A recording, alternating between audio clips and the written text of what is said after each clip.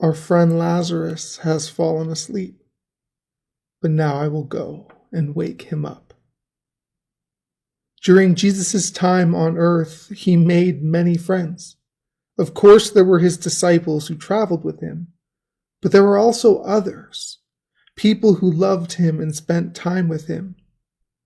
Mary, Martha, and Lazarus were among his good friends, and they lived in a town called Bethany.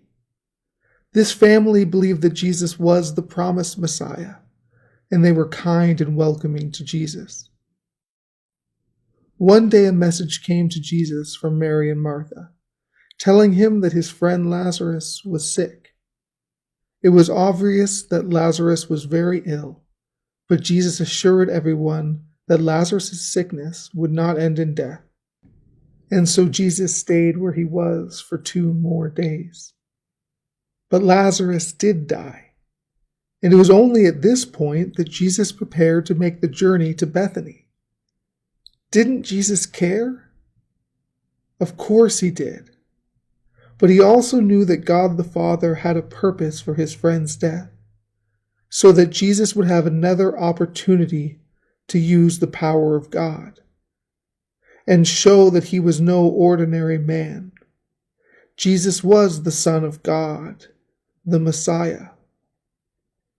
By the time Jesus arrived in Bethany, Lazarus had been dead for 4 days and had been buried. Mary and Martha both talked with Jesus. They wished he had come sooner, because they were certain that Jesus could have made Lazarus well. But now it was too late. Some people accused Jesus of not doing enough. He had just given new eyes to the man born blind.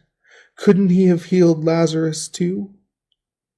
Jesus cried when he saw Mary crying, and then he became angry. Death had again claimed a friend, causing heartache to someone who had been loved and lost.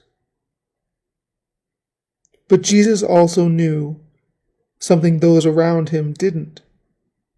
He had power over death, and it didn't matter for how long someone had been dead. Mary took Jesus to the tomb, and after praying, Jesus shouted, "Lazarus, come out!" And out came Lazarus, still wrapped up in burial clothes. Can you imagine everyone's surprise? A dead man, alive again. Jesus had been right all along. Lazarus' sickness did not end in death. Can you imagine being in the crowd that day? A miracle had taken place in the town of Bethany.